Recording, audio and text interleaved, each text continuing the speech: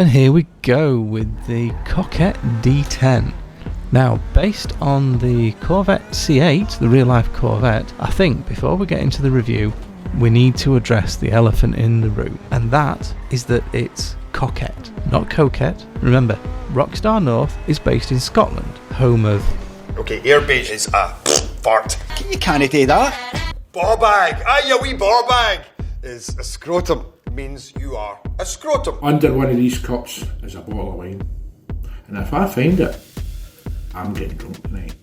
Your bum's out the windy means you're talking nonsense. Like somebody else, I tell her that. But it's there, it's there. You know but did I do it apart for that, did I? Yeah. You did. Wait, but so now you're going to say, see when you finally get the balls to admit it, you're going to say one or two lasses. It's clear, no, I'll keep it and definitely your daughter will see when she's I do it honestly, and do you know what? What's the point? And you're going to hit me on the next couple of days. Jobby. Jobby means shit.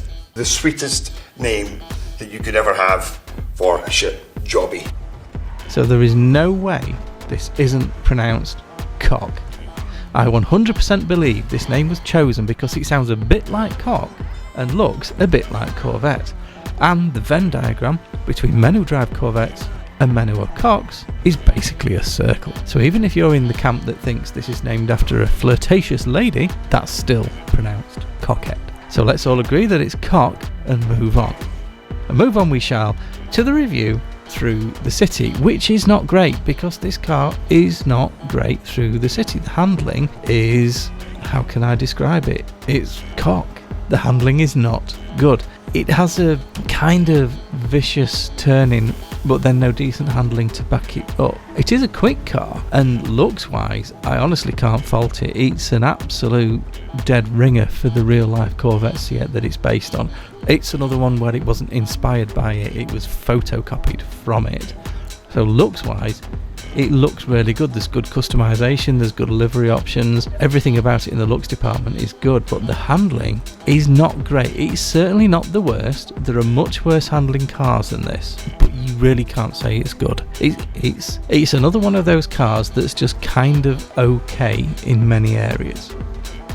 So shortly we'll be getting to the top speed test, and that will be where this will get interesting, because this is one of quite a few cars that have been affected by a speed glitch in the past, and it is one that I thought had been patched, and at first glance I thought it had been, it really seems to be, but then when I did the edit, or the first bounce of the edit should I say, and saw the lap time, I thought, interesting.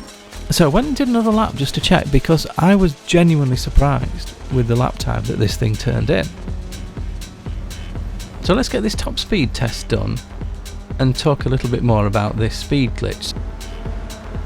So the speed glitch on the D10 is a kind of self-curb boosting, where you basically get a speed boost every time you ground the car out. So if you're going over, if you're at full speed and you're on a bumpy section of freeway, you will get a bit of a speed boost. Most cars benefit from curb boosting to some degree. Let's check the top speed. But for some cars the effect was overpowered, and this is one of them. The LM87 was one of the others, and this was patched by Rockstar quite a long time ago. So on this lap I'm going to have to say it has been mostly patched, but there's still a small boosting effect in play here, because if you look at these speedo readings from the second lap, you can see that quite often I've been able to sort of maintain about 140, 145-ish quite easily. There were only a couple of times when I managed to boost it up to about 150, and only once where I got it over 160. So there is still a glitch in, well, I say a glitch, there is still a speed boost effect there, but the problem is it's just not consistent enough. So you look at the Reaver.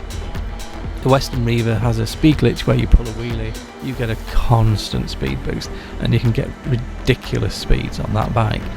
This is not like that, because it's not consistent. You can't, whilst you can get used to it, you can't sort of consistently do it. You can't guarantee that you're always going to be able to do it on every piece of road. So I would say It's definitely not consistent enough to justify buying it on the strength of that alone, but is it still worth buying at all? Well, that's a handy time to move into final thought, because it is still a very fast car. You'll see in a second, it does turn in a very good time. It has excellent looks and customization, really good customization on this, and it is, let's be honest, you know, the Corvette C8 is a nice looking car. This is basically a photocopy of the Corvette C8, so this is also a very nice looking car. But the handling's pretty crap, but it's not the worst. I would say, in terms of miles per hour per dollar, this is probably the best value car of this offer week. I say offer week, it's an offer 2 weeks, but you know what I mean. Because bearing in mind that the Devastate will cost you over $3 million by the time you've upgraded it, if you go for something like this, you're getting an awful lot for your money. But what you're not getting is the 160 mile an hour beast that you would have got if you bought and used this when it first came out. That's not to say there is no glitch, there is still a small amount of glitch. Now, one thing I will say, I know these speed glitches are generally suspension based, but it could well be that the combination of bumpers I've used means it doesn't ground out enough. I don't know. I do have this one slammed to the deck, and for me the speed boost from grounding out was relatively small. So, is it worth buying? I honestly don't know. I may have to do a separate video on this, which one to buy, because obviously we're all getting ready for the DLC this week, so we don't want to be spending all of our money just yet. In terms of value for money, this is probably the best value car of the week. In terms of the fastest car, that's definitely the Devastate, if you've got £3.5 million. But let's have a look at the time. Now, the original lap was a 9:04, but the second lap that I did just to check on the speed glitch came out at an 8:59, which is an astonishing time for this car. So that's the one that I'm entering into the scoreboard for this car. And there you go, thanks again for tuning in. I have a couple more to drop just before the update goes live. I will get those up for you in the next couple of days. As I say, I hope you're still finding these useful, and I will see you all in the next one.